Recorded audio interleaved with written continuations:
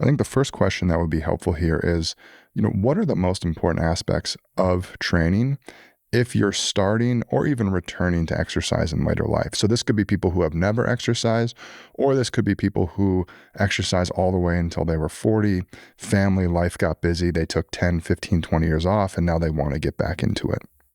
I mean, I think there's a lot that one could say here, but I think you would want to start from the principles of exercise variability and movement quality will always trump volume, load, and intensity. So I would say that, I think most people listening would agree that that's an obvious statement to make for someone who's new to the game. But this is an example of something where I would say that's even true for someone like me. I have a very high training age. That's the term that we use when we're assessing patients to understand how much volume they've done and over what period of time. Right. So basically, with the exception of one very bad injury, zero interruption in very high volume of training since the age of 13. And yet, as I'm now in my 50s, I realize I need to be much more attentive to these principles of exercise variability and movement quality. And the reason is quite simply, I'm much more prone to injury today than I was before. And so, I have to think of ways to challenge myself that are not just load dependent. And that doesn't mean that I don't still push load in complex movements like a deadlift. I do, but I'm clearly not going to do nearly as much load or volume in those regards.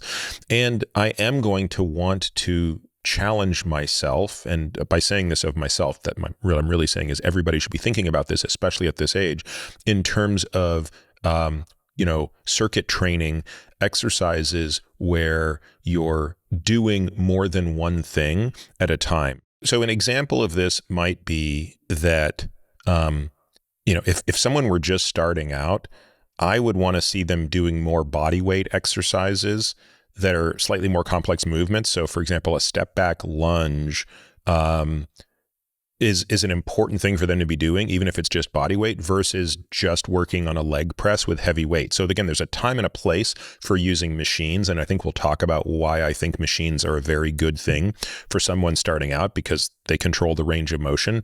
But I think we must be able to mix that in with more complex movements that are variable in more than one plane. And for those movements, we obviously want to deload them so that we just begin to do the neuromuscular training. And with that, let's say potential patient over 50 coming to you and saying, I want to start exercising, how are you going to start to think about the structure of the programming that you give them? Because again, you mentioned like the 4 pillars and there's different areas you could start. So how do you think about that person just taking that first step to exercise? It always starts with a question that is obvious, but it sometimes is overlooked. And I have to be honest with you, this is something that even I think I overlooked a lot years ago. And that is, you have to come up with something that is realistic for a person, because the most important goal when you're returning someone to exercise or when you're starting someone from scratch is you want them to be able to look back in 3 months and view this as a positive experience. Nothing else matters if that is not true. So, if in 3 months you've improved them by every objective metric and they hated it or they're injured, well, I just don't know how to view that as a success. So people are going to be very different in terms of what their appetite for beginning is. But because we're focusing this discussion on people who are not like me, right? They aren't lifelong exercisers. And therefore, by definition, they're either starting from scratch or maybe coming back to it after a long hiatus. You have to assume that their appetite for training is not going to be 7 days a week, 2 hours a day.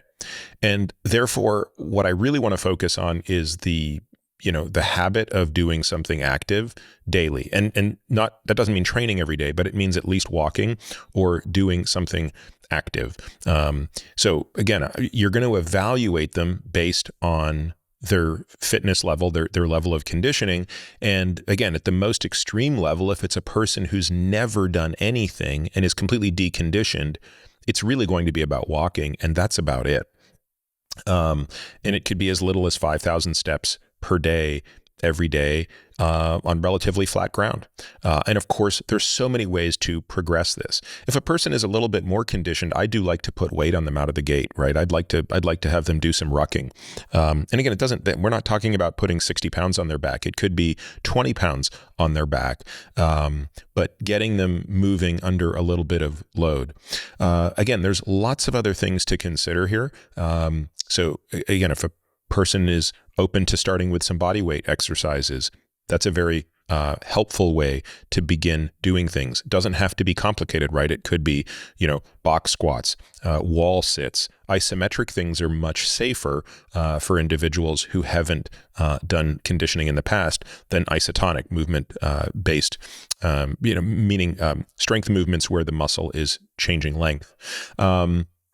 I don't know if you want to talk about more now versus later, but again, I have strong thoughts on how to begin cardio training. So we've spent a lot of time talking about the importance of VO2 max.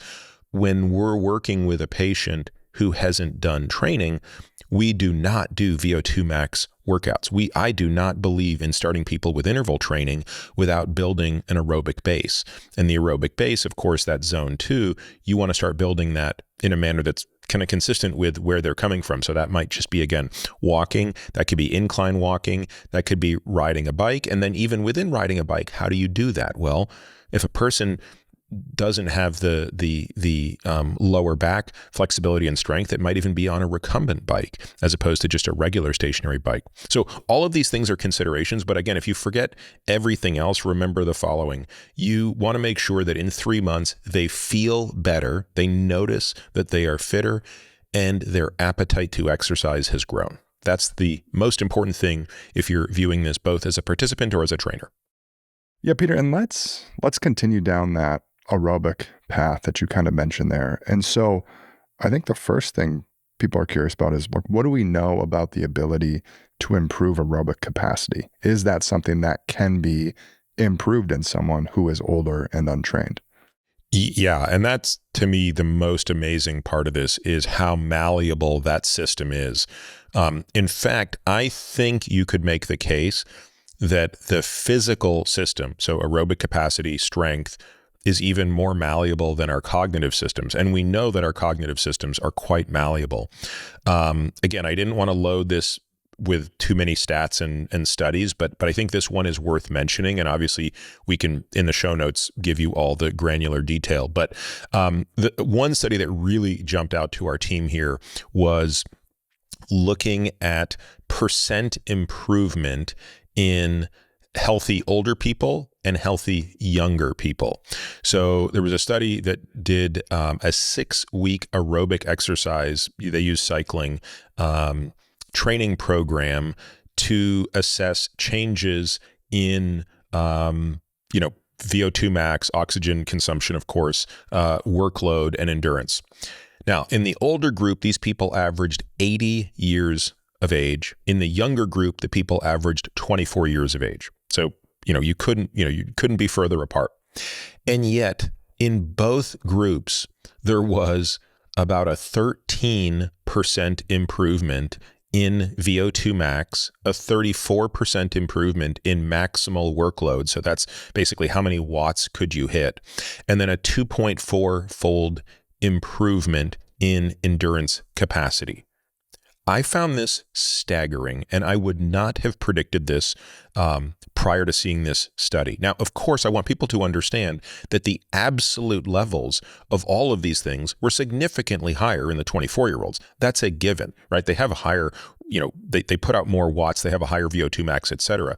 What we're talking about here is the malleability of the system. What we're talking about here is how much could individuals improve in 6 weeks? And the answer is they both improved dramatically. And I should point out something else. This particular study followed the 6-week training cycle that I just described with an 8-week deconditioning period.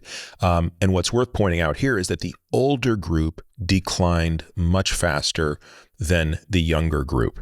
So both groups were able to see significant gains, but the older you were, the quicker you lost those gains with inactivity.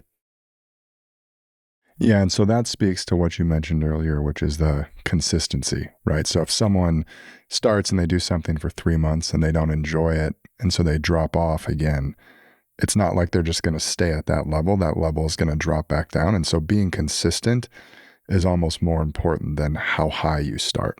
That's right. Yeah, again, it really comes down to this.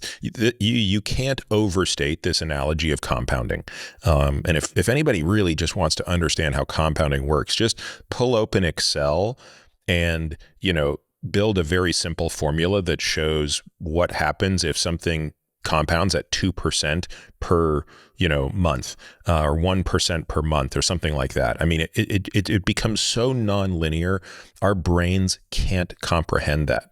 And of course, I'm not suggesting that the gains in exercise will compound at that intensity. But the idea of like how much fitter you can be after years of doing something. This is another point I want to make, which is, if you look at a lot of the literature in VO2 max training, it suggests that, people are capable of improving their VO2 max by 13%, like that study I just quoted. And so a lot of people hear that and they look at the table that I showed earlier and they say, well, I just had my VO2 max tested and I was at the 50th percentile. There's no way I'm going to get to the top 2% of someone 2 decades younger. That would require literally increasing my VO2 max by 80%. And this study showed that it could only happen 13%. To which I say, yeah, that study was 6 weeks long. When we give our patients these audacious goals, we talk about these as 2 and 3 year goals. So it's very important to understand that whatever we're talking about here, we're talking about over a very long period of time. Well, I was going to say too, with that long game on VO2 max, it's, as we saw earlier, that elite category also drops. So if you're 40, it's not like your elite category is the same when you're 70. So if you are making that progress and you are increasing, just as you age, the categories are also going to decrease. So you're just naturally going to move up as long as you're maintaining. So it's an interesting way to think about it. Yeah, I have all of these crazy goals, as you know, and one of them is like, what is the latest age I can, like what's the oldest I can be such that my VO2 max in milliliters per kilogram per minute exceeds my age, right? Like clearly at some point that will cease to be true, right? There's no 80-year-old whose VO2 max is 80. So the question is like, where does that happen? And I think that's a really great heuristic for the health of a person is, does that happen when you're 30? You hope not, right? If a 30-year-old's VO2 max falls below 30, there's a huge problem. Does it happen when you're 40? That's probably where it happens for most people. Can you push that to 50? Can you push that to 60? So again, that's the only way to start to play that game is to basically get in shape and stay in shape.